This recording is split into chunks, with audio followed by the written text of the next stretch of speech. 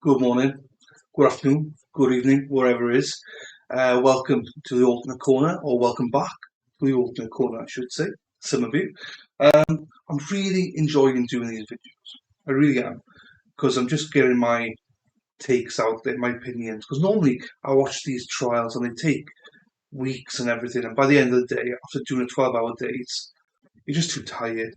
But I'm delving into stuff. I didn't think I would delve into AlexMurdaugh again, because I thought I'd delve more into Zachary Anderson or Brian Kohlberger, and I will be, but with everything going on at the minute with AlexMurdaugh, now he's pled guilty to all financial crimes, and he's got 27 years in jail, in the state prison, ahead of him. Everyone's coming out now speaking about AlexMurdaugh, so I thought I'd do a few takes on that. What I'm seeing generically from most people, and I'm one of those that, you know, I think that, what he did for financial crimes and for the families, absolute scumbag for what he did. Don't agree with it. I'm glad he pled. I'm glad he didn't drag it all through for the families. And he deserves everything he gets for that, which is 27 years, minus I believe 85%. So it's about just under 23 years. But also he served. How much has he served now?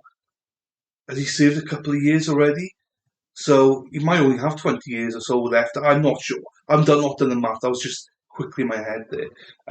Because I presume he gets time served. I imagine. But whatever. It doesn't really matter for now because he's in prison for life anyway for the murders of Maggie and Paul. But what happens if his appeal gets through and he gets a retrial? Oof. There's going to be, people have got their knickers in a twist already.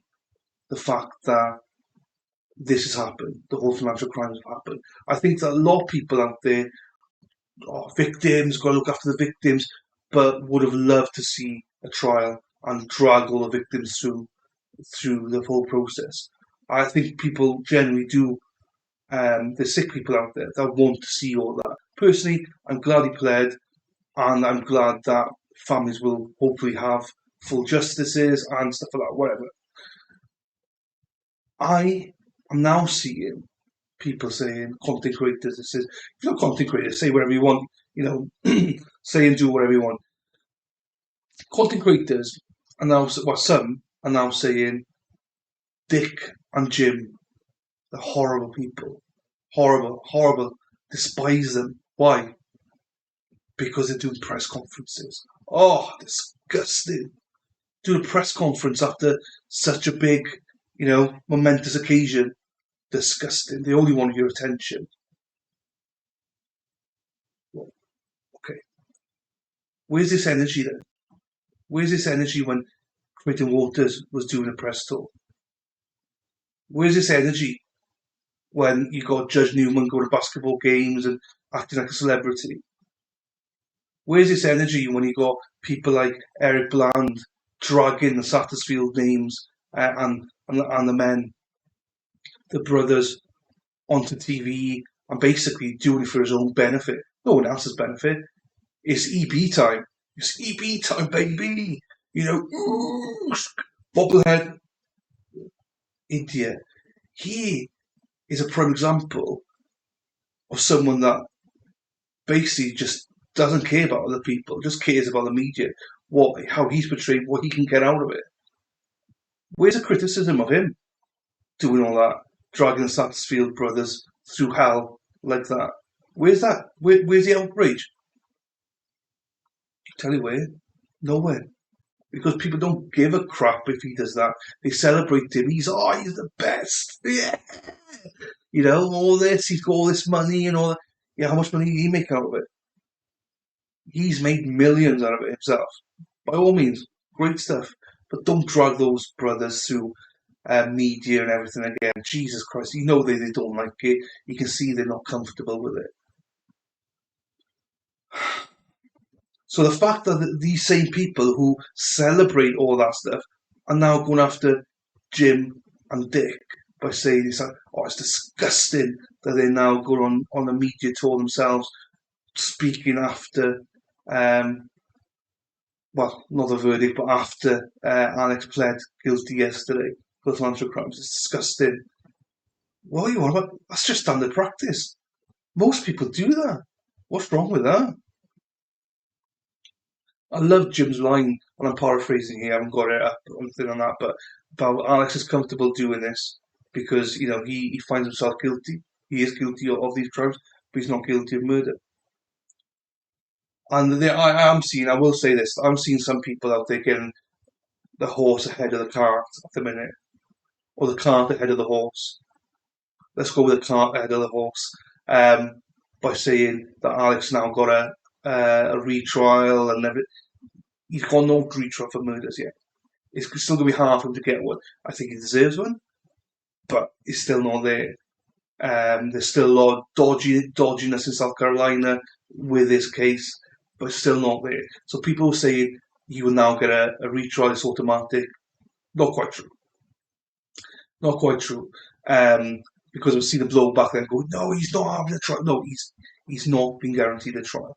I think he's got good cause for it, because obviously Judge Newman accusing himself, what that Becky did, Becky Hill, everything we're hearing, even though as lawyers in South Carolina love saying it's all legal. Yeah, I understand it's legal. Having a brother, a witness there, it's just not ethical. In my opinion, that's just not ethical. I'll fight that. Just don't do stupid things like putting brothers or witnesses there. As a juror or even as an alternate. So stupid. Let's change things, South Carolina. You're better than this. Well, I thought you were, but actually, I don't even know if you are better than this. I genuinely don't know. There's a lot of stuff out there that I'll go into in further videos, but there's just one thing I wanted to touch upon with this because I keep seeing it, and it's always a prime example, right? That people come out with that against Alex. They're always like, Alex is absolutely guilty. All the evidence points towards Alex. Okay, cool. No problems. If that's what you believe, no problems. It's like the one example they always give video, and the other one is if you were going to come on to Alex's land, Moselle, if you're a hitman or whatever, you're not going to bring, you're going to bring your own guns. You're not going to use their guns, are you? Right. So obviously it's proven that the guns used were there, Moselle's guns. Fine, no problems. If you're two hitmen coming on and you're hiding, and possibly been hiding in the bushes for half an hour, whatever, maybe done a recce down there just to see what's going on, maybe found the guns. If you're a hitman, you find the guns, you find some ammo, it's like, hey, ready-made guns, we don't have to use it on. Let's put our own ones there. It's less likely to trace back to us. Why don't we use their own guns on them? It doesn't take a genius to think like that. Now, is that what happened? Who knows? I don't know. But is that possible? Yeah, maybe. Maybe it is possible. 100% is bloody possible. Maybe they came on, saw the guns, no one's around, decided to use the guns against them. Anyone with half a brain would have done that. Especially if there's ammo there, or if there's ammo in there. You're going to do it. You're not going to use your own guns if there's other guns there. Common sense, guys. That's maybe how they ended up using those guns. Maybe they were there ahead of time. Maybe. I'm not saying that for certain, but there are other plausible explanations of what could have happened that night. So everyone's to say, laugh at the concept of, well, if you're coming on to kill somebody, you're not going to use their guns, are you? You could bring your own. Yeah, you could have brought your own, but then saw the other guns and used them. Duh. I mean, there's so many people that you just want to knock on their head to be like, hello, is anyone home? It's more likely there's nobody bloody home. Sometimes you've got to use common sense, but that's quite hard for some people. Because some people, they're just like this. Like a horse. It's like this. Go and see the finishing line, but it's like, we don't care about everything else that's going on. We don't care that that might be possible, this might be possible. We don't care. We don't care. We don't care that, the data shows that Alex couldn't have dumped Maggie's phone because she was in the house. We don't care. Doesn't matter. We gloss over that. It doesn't matter. It's fine. Blah, blah, blah, blah, blah, blah. That's how most people act out there. And that's why I say to people, be careful who you listen to out there. Do your own research and stuff, guys.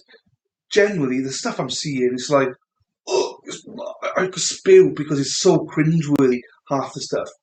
But people lap it up. And if you want to lap it up, that's fine. And if you want to follow these content creators that just make stuff up half the time, and I just basically, like, I'm a big, what do you call it?